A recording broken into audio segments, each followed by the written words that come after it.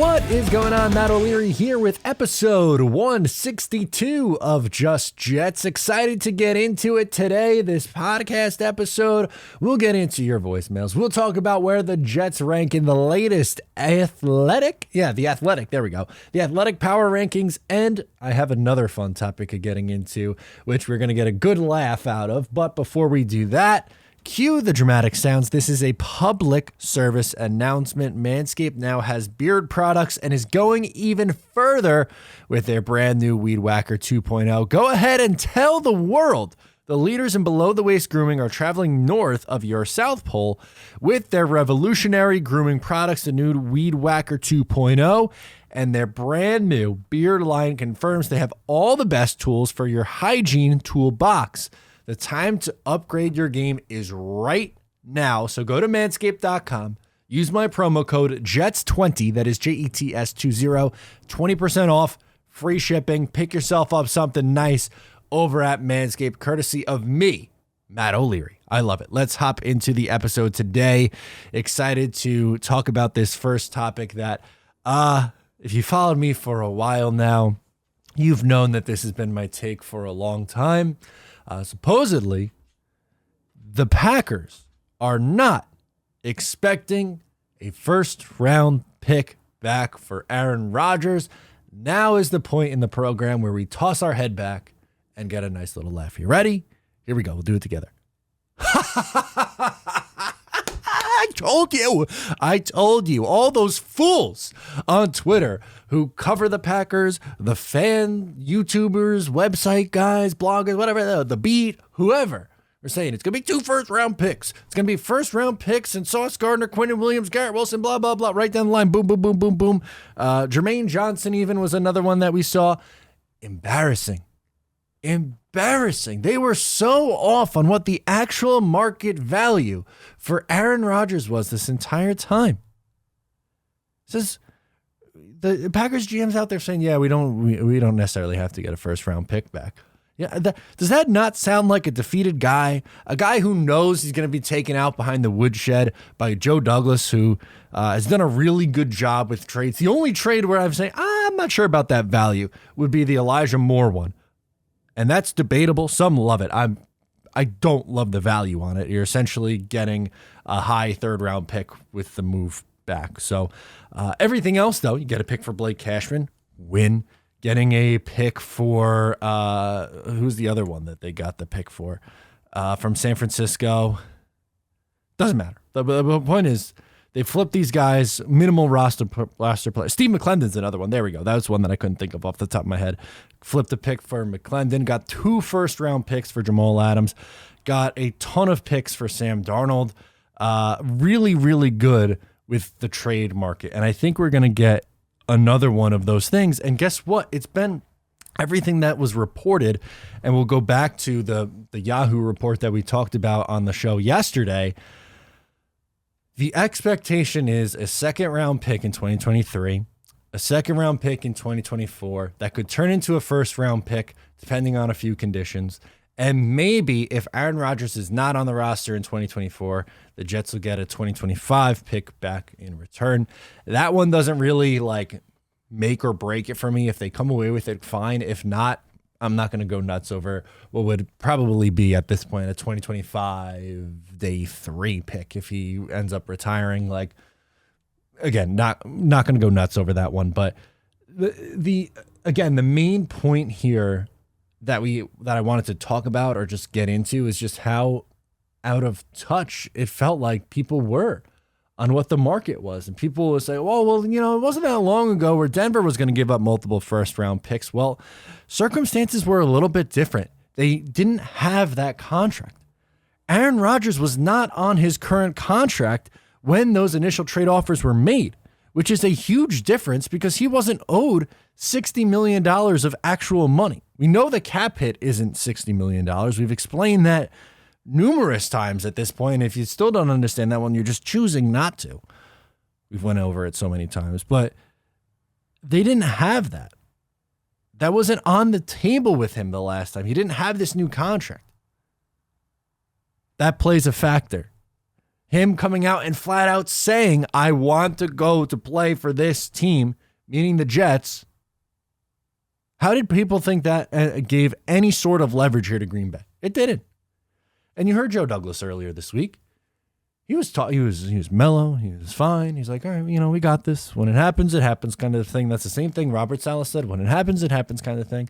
They're not worried. They already put to bed the Lamar thing, which I brought up in a video. Not necessarily that I thought the Jets would actually be in on Lamar, but that could be something a card that you could play later if you're going down the line. It's like, we're still not going to move him. We're like, okay, we could pivot to Lamar Jackson now, and then that maybe forces the Packers' hands, but Joe Douglas pretty much said, no, we're all in on Aaron Rodgers. So I think, candidly, he expects it to happen and happen relatively soon. I just, again, find it crazy how there was such a vast difference of opinion on what it would actually take to land Aaron Rodgers. And we'll see when the final thing comes through what it's actually going to look like. But we just got a really good laugh after it was, the Packers are digging their heels in the ground. They want pick 13. And we saw the big, 13 for 12, meaning, pick 13 for Aaron Rodgers. Ain't happening.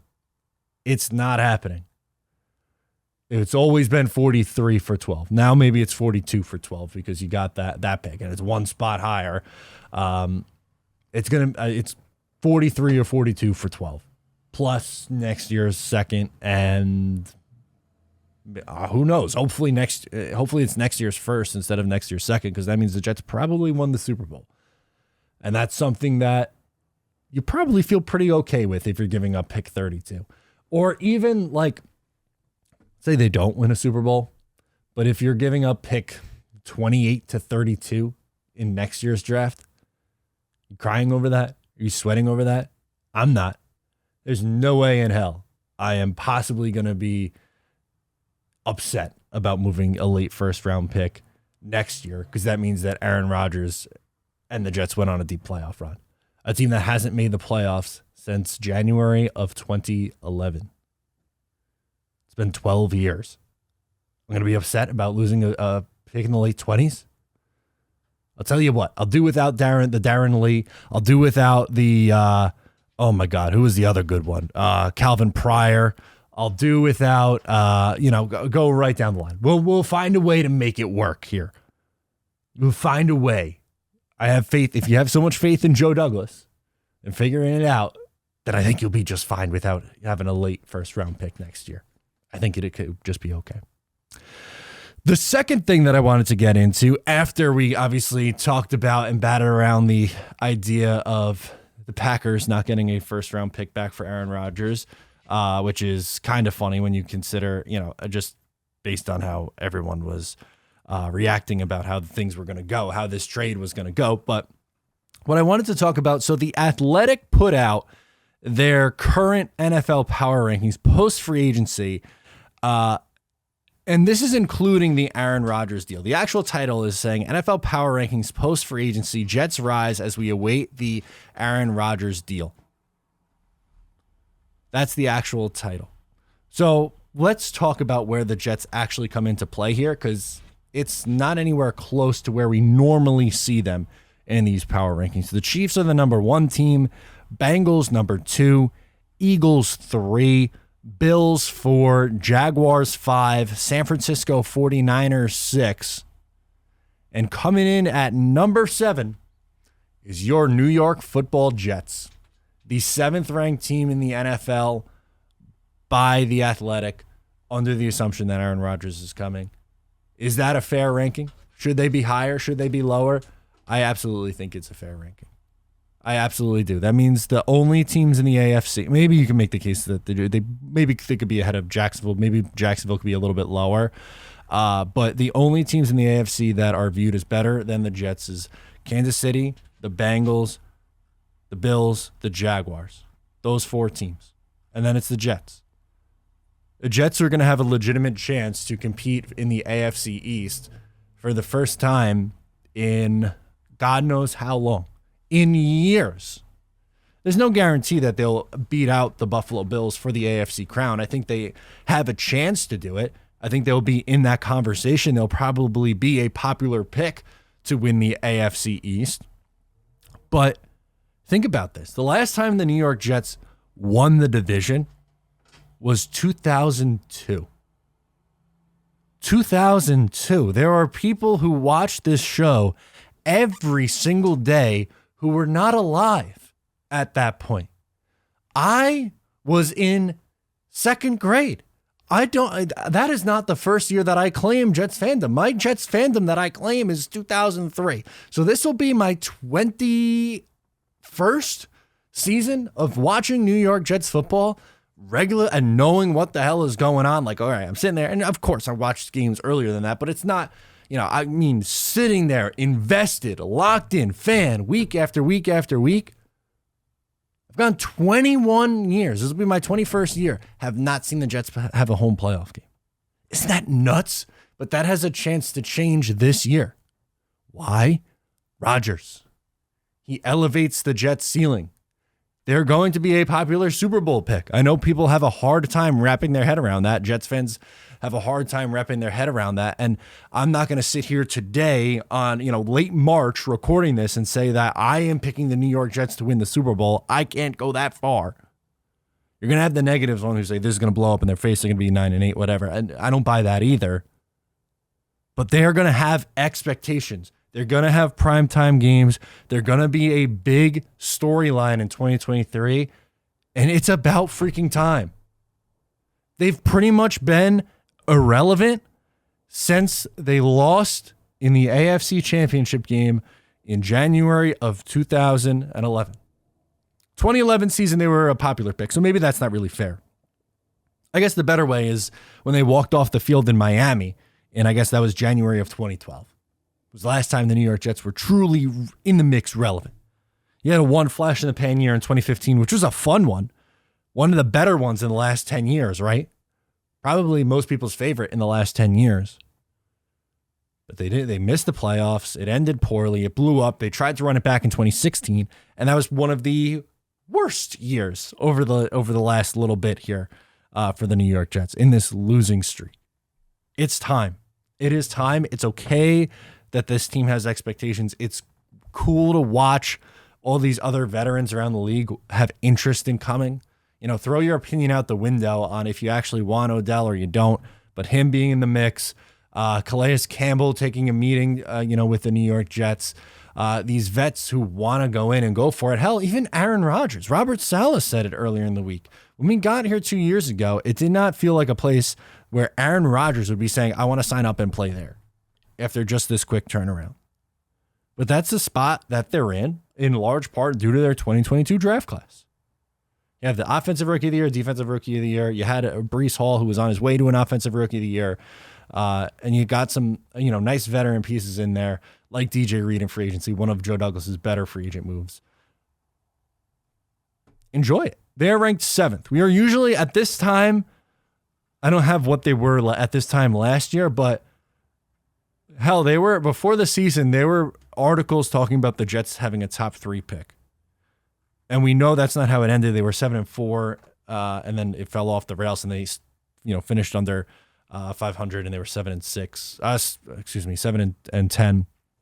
7-10. After just an abysmal end to the season. But we're used to seeing the Jets in the power rankings in the 20s. 7, a top 10 team in the NFL expectation is a nice, welcomed change for this team.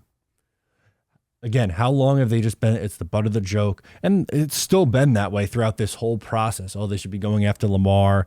I saw on Twitter, there was a poll put out by, I believe, Bleacher Report. And it was like, the X amount of people, and it was a majority, said the Jets should go for Lamar Jackson instead of Aaron Rodgers. That they're going about this wrong. Mortgaging their future is something that you're going to hear a ton. They're mortgaging their future. It's going to set them back for some reason. Set them back from what? Set them back from 10 years of irrelevance? You're pushing your chips to the table. You're going for it on a team that last year with average quarterback play would have been a playoff team. And now you go out there and get a guy who's a Hall of Fame player who even last year in what was considered a bad year, a bad Aaron Rodgers year, 3,800 yards, 26 touchdowns, 12 picks, and a quarterback rating in the 90s. Even if you get that version of Aaron Rodgers, what do you think the last year's Jets are? A 10 or 11 win team? A playoff team, that's for damn sure. And I'm not saying Aaron has to be 2020 or 2021 version of himself. He was the MVP. If he bridges the gap and is 75% the guy that he was in 2020 or 2021, Jets are going to be a damn good football team. It's time to be excited. You're allowed to be excited. Good things are allowed to happen to this franchise. Enjoy it. Because it feels like soon the Jets are going to be landing this quarterback. The expectations are rising. And it's not going to cost you a first-round pick this year. All three, good things. Let's get into the voicemails. First up, let's go to Devin calling in from North Carolina. He wants to talk about, this is a good segue into the voicemails. He wants to talk about what's the price that you would pay to see the Jets in the Super Bowl. It'll make sense in a second. Hey, Matt. It's Devin calling in from southeastern North Carolina. I screwed up my last call. All good, man. So I was just trying to get a hypothetical.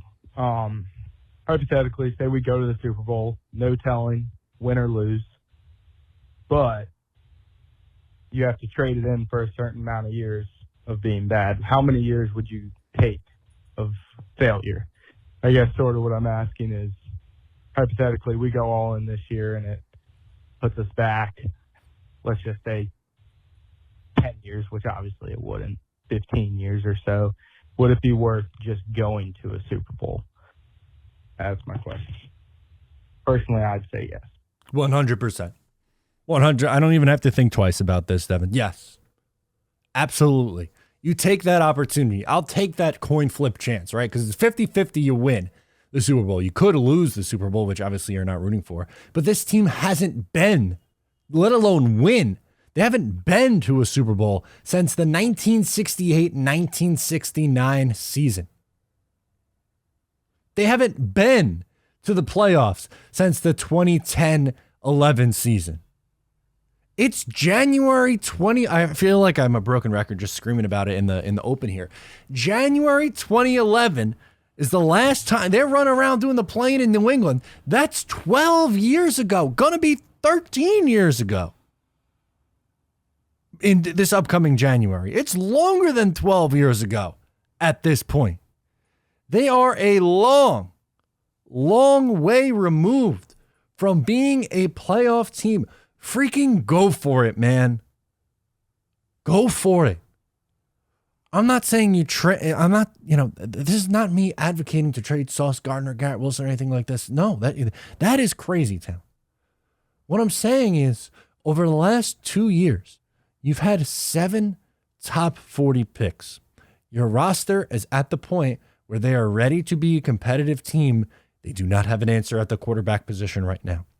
So you have to get creative. And this guy is just now available. Rodgers, who could elevate this team, and you could have a nice little 1 or 2 year window where you're going for it. It worked for Tom Brady in Tampa Bay for 3 years. It worked with Matthew Stafford and the Rams in 2021. It worked with Peyton Manning at the end of his career in Denver. There are opportunities where teams are ready, but they don't have the quarterback position figured out. And a quarterback comes in and it takes them to this next level. And then other veterans come. For instance, Denver, Wes Welker ends up there in Denver.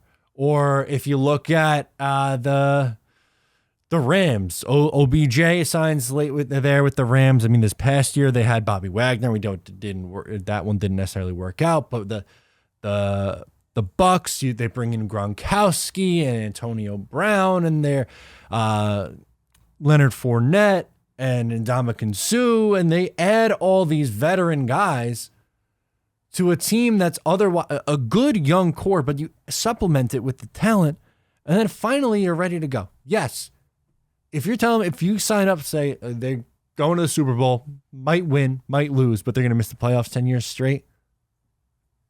All right. I just went through it. It wasn't very fun. Obviously, it wasn't very good, but the last time it wasn't coming off a Super Bowl appearance or a Super Bowl win. You think the Rams are going to care about maybe not being very good over the next few years when they won a Super Bowl and went to another one and had a window of success?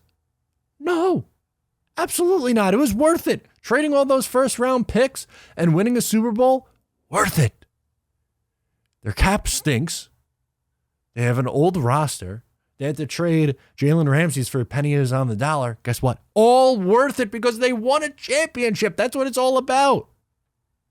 Yes, 100%. I'm not yelling at Devin. Of course, I agree with him. This is just something I'm passionate about. As should be everyone listening. But I know that a lot of people are going to say, no, not worth it. Because I have the same people on Twitter saying, oh, look at the Rams. Anytime with the Aaron Rodgers thing, oh, look at the Rams. They're in cap hell. Who cares? They won. It worked. It was a great trade for Stafford. It was great to bring in all those guys. It freaking worked. Let's go out to Bobby, who's calling in from Texas. He wants to talk about if we'll ever see Zach starting again. All right, let's do it. What's up, Matt? This What's up, is dude? Bobby, now in Texas. Listen, I had a thought about Zach Wilson this year, and I know he was horrible this year. I know he was. That was about as bad a season as he could have possibly had. Seriously. And I recognize that he was not good, but I think everything the Jets are doing right now potentially is trying to put Zach in the best situation to develop and maybe start in a year or two, maybe. And the reason I say that, I mean, you look at Mike LaFleur, apparently took like a tough love approach with him, and then they go out and hire Nathaniel Hackett, who is like a high energy, enthusiastic dude, really likable, player friendly, and really when you're a backup quarterback in the NFL, you are doing a lot of studying, you're organizing stuff in the room, and you're basically working as a quarterback coach, give or take.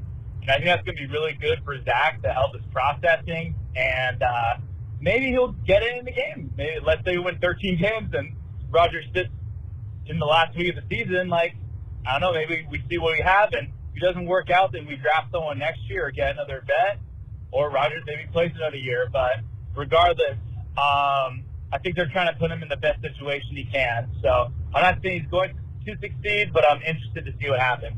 All right, talk to you later, man. Bye-bye. Yeah, it's... sorry to cut you off there at the end, Bobby. And thank you for calling in. Yeah, this is going to be obviously something to watch. Robert Saleh said he's their QB2. Now, if that changes, maybe they add a vet. I think it might be wise to add a vet and then just kind of just completely redshirt Zach this year. They might take a look at it. It's really going to be dependent on what happens in training camp, how he looks in the preseason, how he looks in practice, all that stuff. It's so hard to project if he can be a 2024 or 2025 starter. The only thing that we do know for a fact is that he cannot start in this league in 2023. Maybe he sits down, salvages himself. I've said it before. I don't know if I'm going to bet the farm on it, but if there was ever a spot where maybe something could happen, I would guess behind Rodgers, who is someone that he obviously respects, grew up idolizing, sitting behind with, and working with Nathaniel Hackett. That might be the only chance. That might give him his best chance. Again, I don't know if it's going to happen, but if he got dealt to, I don't know, if he got traded to, who knows? Baltimore trades Lamar and he goes to Baltimore and is thrown in there to start right away. Not that I think they would actually do that, but let's say that for a second. I don't think that's a great opportunity for him. I don't. I think that'd be tough. But sitting behind a quarterback that he idolizes and someone who's going to be in the Hall of Fame once he retires, maybe it's salvageable. Max from New Jersey is next. Max wants to talk about the need for a quarterback to develop. All right, so kind of in a way, an opposite of what Bobby was saying. Hi, this is Max from Homeland, New Jersey, and here's my thoughts on the draft. So we're going to get Aaron Rodgers soon, but I think the Jets should still pick quarterback, and here's my reasoning for this. Aaron Rodgers is only going to play 2 more seasons in the NFL, and we need a long-term starter. If Aaron Rodgers suddenly decides to retire next year, then we have no options at quarterback. Why not just take Anthony Richardson and develop him on their year? He reminds me of Patrick Mahomes and Cam Newton. What's your thoughts on this, and go Jets? Okay. Yeah. Yep. I love it. I love it, Max. Good idea. You're going to keep pick 13 and then draft a quarterback with that pick 13? What are we doing? Anthony Richardson's not going to be there. Have you followed any of the draft articles or any sort of information that's come out? He's going in the top 10. He's not going to be there at 13. And if he was there at 13, why are you taking a developmental quarterback when you're trying to go for it? You can't be 1 foot in and 1 foot out. You can't say, oh, we're going for it. We're going to try to win with Aaron Rodgers, but also we're going to take a quarterback. Did you learn nothing from the Packers? They did this with Jordan Love in 2020. That's what pissed them off. And it didn't work. They didn't win because they weren't really going for it. If they were, they would have probably drafted a wide receiver and tried to help him out on offense. It was Devontae Adams and nobody else for years. And then they lose Devontae. They take a couple swings outside of the first round. They land Watson. Okay, good. Romeo Dubs or Daubs. I feel like he changes his name, how he pronounces the name every other day. That's beyond the point. But that can't be, your response can't be, I'm worried about who the next quarterback will be. Who gives a shit? Who cares? It doesn't matter. Figure that out after this is over. You don't have to worry about that. At pick 13, get someone who can help you immediately. You are going for it this year. You are trying to win a championship. Anthony Richardson doesn't help you win a championship in 2023. Do we think before we call, or do we just pick up the phone and say nonsense into a phone and get me to react? Because if that's what it is, if it's the latter, you did a good job because it's working. Oh my God. Anthony Richardson, come on. He's not going to be there. You think he's going to make it outside the top 10? Not now. Not at this point. People are talking about Hendon Hooker potentially now being a first-round pick. That was a guy who a few weeks ago I had people saying, oh, the Jets should really look at him in the third round. I'd be okay with taking Hendon Hooker in the third round to sit and develop. Well, that's not even going to be reality because he might go in the first now. But Anthony Richardson, there we go. Rez, save us, please. Rez from PA. We'll close out with him. Hey, Matt. It's Rez from PA again. Wanted to actually talk a little bit about our current players. Obviously, we're still in this whole Rodgers thing, but I think it's a done deal. Obviously, as we all know, Lamar announced what he announced, but I'm not too convinced that's going to be the way, especially after what JD just said. So he's playing his card right. And I just wanted to know, I wanted to get your thoughts on this. We got two guys, two free agents. Obviously, one in the Rumbles is Odell, and the other one is Calais. And we keep, remember, at the end of the season, into the off season, we were talking about contracts that we have on the books. Have to make the cap a little more suitable. And I was just wondering, maybe. It's just a thought.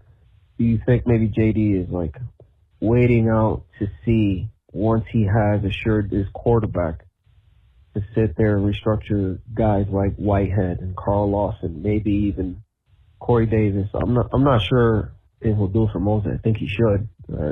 21 mil is a lot, but if we put it in perspective and say Odell's asking for 8 mil, I still think it's a lot, but if he's asking for 8 mil, Calais Campbell, guy, that vet, it'll be a great addition. So, if he's asking for, 11 mil, you restructure these guys, you still have enough cap to maneuver into the draft. But I'm guessing, and this is just me thinking, and just wondering if you think the same, maybe JD is just holding out, waiting to figure this whole Rodgers thing out up until the draft, and then he's going to, play chess. Fleece God never loses, so I'm not worried about him getting any work in for Rodgers. He's coming home. He wants to come here, bring him here. Anyways, man, take care. Go Jets. Thank you, man. Appreciate it. Yeah, a couple things. I think if you could absolutely restructure some of those guys that you mentioned. Carl Lawson, Corey Davis, CJ Mosley is the big one that I'm shocked they haven't restructured yet. There are absolutely restructured candidates. And I think you will see more moves take place. Whitehead's another one. There are multiple examples. We've seen guys already take, and do restructured deals, which is fine, which is a good thing. It helps the Jets create cap space in the now. Obviously, after trading Elijah Moore, now you have a bigger need at the wide receiver position. So adding another one, Odell is going to be a popular name linked to the Jets. You want some space for him. I think you're pretty close on the money there. Calais Campbell, I think, would be the absolute perfect piece to put next to Quinnen Williams. Because you can't have, right now, Solomon Thomas is their other interior defensive lineman. They like JFM on the outside. They're not kicking him inside. You have a good depth on the edge. You need more on the interior. You probably still need to draft one, even not in the first round, obviously, but add another interior guy in the draft. But signing Calais Campbell for a 1 year, maybe at most 2 year run would be awesome. The guy can still play. He was just a cap casualty from Baltimore. It wasn't like, oh, he's old and washed. He's up there. I think he's going to be 37 at the start of the year, which is just nuts. He still produced 5.5 sacks and a ton of pressures. Like, he had 10 more pressures on the season than Sheldon Rankins in one less game played. I think it was 14 games for Campbell. I'm 99% positive Rankins played 15 games. And it was like 35 pressures versus 25 pressures. Guy can still get it after the quarterback, and that's perfect for the Robert Saleh system. That's pretty much pin your ears back and go if you're on the defensive line. He would be someone who I think would absolutely feast. Absolutely feast. So that's it. That's episode number 162 of the Just Jets podcast. We got a little animated today. It was good. Sometimes it's good to get that out. You can't bottle that in. You have to get it out. So let me know your thoughts on everything down below. Please make sure to leave a like and a comment if you're watching on YouTube. If you're listening to the show on Spotify, Apple, wherever, please make sure to subscribe, leave a rating and review. Really helps me out a lot. I appreciate all the love and support. Once again, I am Matt O'Leary. I will catch you next time.